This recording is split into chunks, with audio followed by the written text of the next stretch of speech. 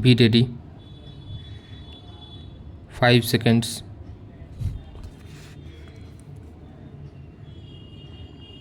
Start. Sri K.T.S. Tulsi, Learned Senior Counsel, appearing for respondent number 7, submitted that on similar allegations, this court had directed CBI to initiate criminal proceedings against his client and criminal prosecution has been launched and ended in logical conclusion. Thus, there could be no justification not to initiate the similar proceedings against Sri Ravi Mathur, IAS, respondent number 4. Not initiating the proceedings on the similar or more grave charges would amount to treating the said respondent number 7 with hostile discrimination. The disciplinary proceedings cannot be initiated against him in view of delay and laches, as the statutory rules applicable do not permit such a course at such a belated stage. The criminal prosecution can easily be launched. The matter requires investigation as to whether the said respondent number 4 had committed an offence under the provisions of Prevention of Corruption Act 1988. Dr. Rajiv Dhawan, Learned Senior Counsel, amicus curiae, would submit that the gravity of allegations made against the said respondent number 4 is of such a high magnitude that it warrants the same treatment as given to Mrs.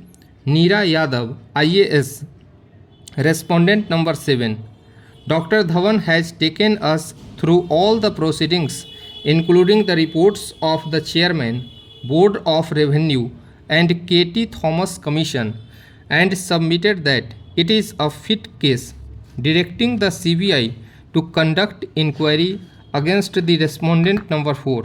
However, Dr. Rajiv Dhawan has raised serious objection in respect of intervention of the respondent number 7 and opportunity of hearing accorded to Sri K.T.S. Tulsi, Learned Senior Counsel, on her behalf, that in a case of this nature, the respondent number 7 had no locus standi and right to raise any grievance whatsoever.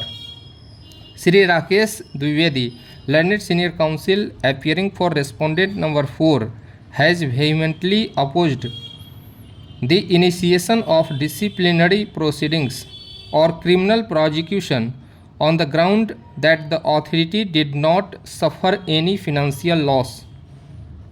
There is nothing on record to show that the said respondent indulged in corruption.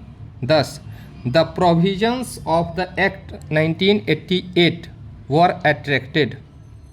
The said respondent had acted in good faith. The disciplinary proceedings cannot be initiated being time barred. All the allegations had been made against the said respondent number 4 at the behest of respondent number 7, and the same suffer from mala fide and bias. The said respondent had paid the transfer charges only once to the tune of rupees 1.80 lakhs. The second conversion had subsequently been cancelled by the respondent number 7 herself. Due to pendency of this case, the said respondent could not get the physical possession of any of the plots. The change of user of the land in Sector 32 was made in good faith. More so, such a change was cancelled and the green area was restored by the respondent number 7 herself. The contract given by the respondent number 4 to certain contractors had been at the rate on which they had been working earlier. Thus, the authority did not suffer any loss whatsoever. Stop.